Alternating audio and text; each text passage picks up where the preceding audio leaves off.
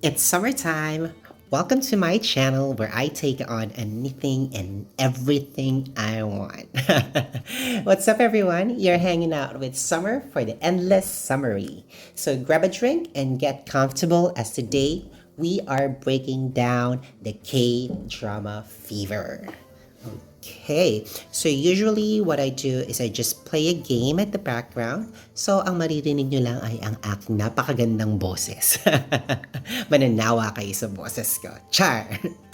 So, right now, I just want to delve into the K-drama fever. Kung paano siya sumikat. In general lang, mga takes ko, opinions ko, my favorites, anong genre maganda, the actors and the actress. Initially, I was not into K-dramas or I'm not a really big fan of K-dramas. Siguro nung mga una-una, I was just watching it because I just want a variety sa mga pinapanood ko.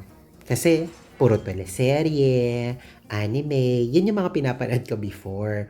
But then, I discovered the K-drama.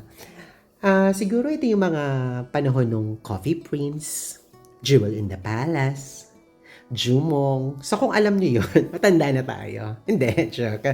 We're not that old. We're just millennials. So doon nagsimula yung curiosity ko when it comes to the actors, the plots, the twists and turns of it all. Doon ako na-hook, should I say. Parang it gave me a different take and perspective when it comes to TV programs or TV series na hindi pa ako masyadong exposed to. Kasi sanay lang ako sa mga teleserye, mga inaapi na mga bida at mga kontrabidang walang humpay. At wala man lang justice at the end lang. Doon mo lang makukuha. But here, like I said, I started watching it nung mga una-unang Coffee Prince, Jumong, Jewel in the Palace, Empress Key. Magaganda kasi yung mga storyline nila. It's not the usual that the kontrabida and bida nag-aaway lang at the end, everything's gonna be fine, na ganon.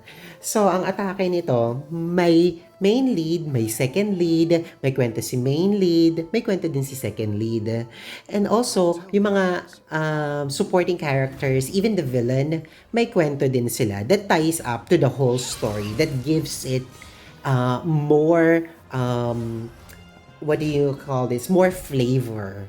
Mas rich yung storyline niya because of all those plots, sub-stories of everyone that is involved. So, dun, maganda yung nagiging outcome.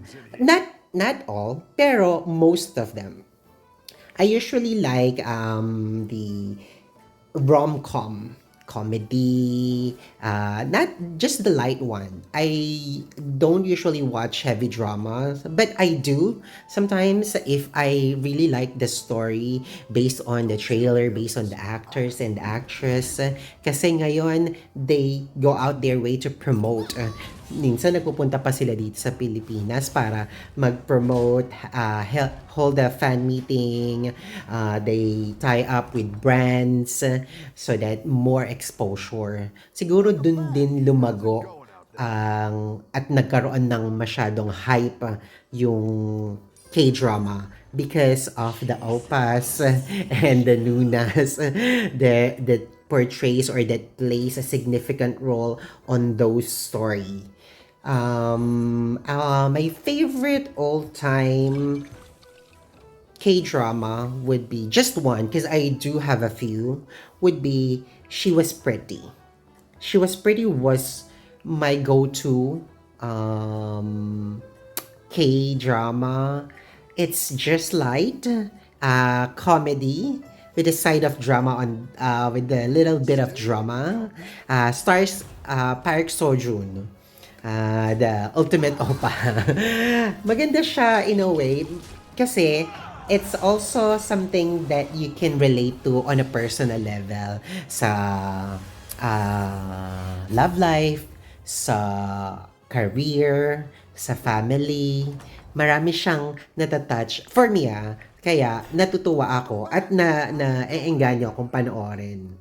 That's just one. Pero there are so many that got us so hyped, that got us so hooked, like the Goblin.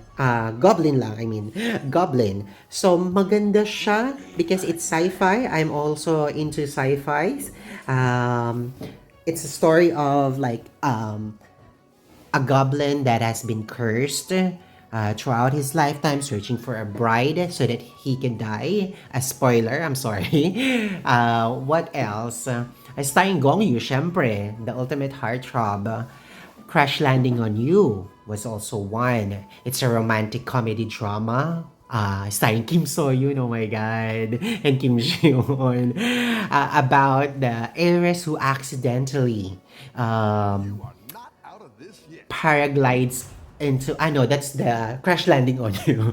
Queen of Tears was a recent watch that I had, which was popular because of the heavy drama of Kim So-yoon. Galing umiyak ni Kim So-yoon dito.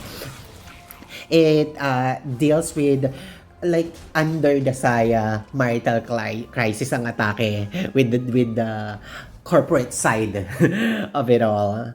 But it's very, very intriguing in a way how they attack the story of it.